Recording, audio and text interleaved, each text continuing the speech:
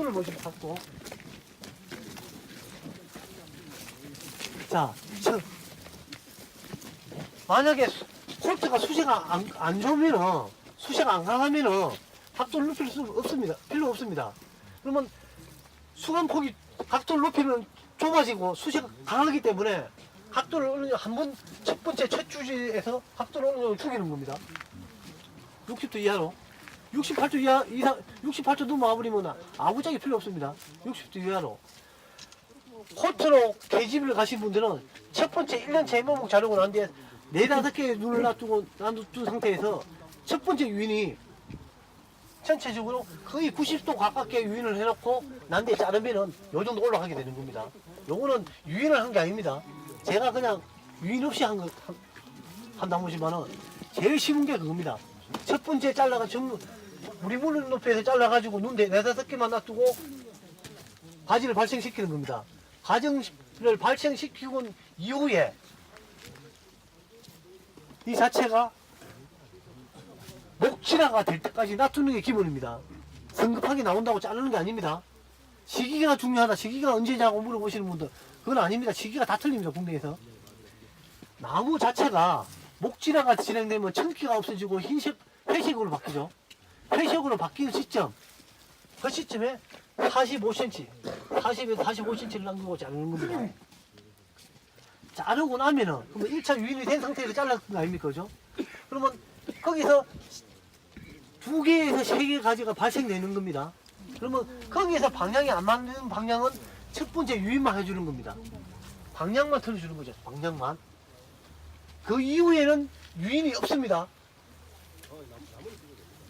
체리는, UFO에서는, 아니, 계집에서는 유인이 없이 그냥 진입시키면 저렇게 올라가는 겁니다. 그리고 그걸 압축을 어떻게 하느냐, 시험육기 때 압축을 해가지고 하단부터 꽃눈을 전체적으로 달아내는 게 국내 기술. 그게 자마도 또 관리법입니다. 자, 기세라 1년차 1년이 지났지 않습니까? 1년이 지난 상태에서 만약에 자른다? 이건 유인이 없습니다. 필요도 없습니다. 전체적인 그로 기세라는 6번을 기준으로 보겠습니다. 6번은 10개 전후입니다. 10개 전후. 직립지가 10개 전후만 있으면 됩니다. 15개 그거 필요도 없습니다. 맨 처음에 많이 봤습니다.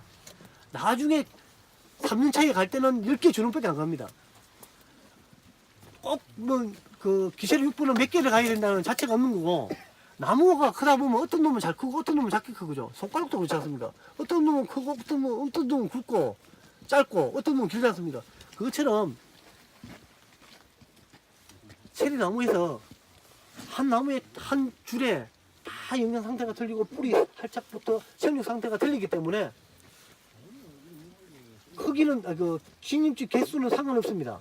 개집에서 그 수시에 맞게 어떤 놈은 12개, 어떤 놈은 8개 이렇게 가는 겁니다. 자, 기세라들은 그냥 한 15cm에만 자르면 돼요. 15cm. 15cm 자르고 다시 전체적으로 올해 같은 경우에 전체적으로 다 자르는 겁니다. 다 자르는데 여기서 어느 정도 자르냐면은 일괄적이죠. 그 정도 한 눈이 한 2-3개 정도 밑에 하나는 촘촘하게 붙은 눈 빼고 그거는 5cm에서 10cm, 한 7cm 놔두고 전체로 다 자르는 겁니다. 그렇게 되면은 전체적으로 주지가 굵게 올라옵니다. 그때 많으냐? 반응성 안 맞죠?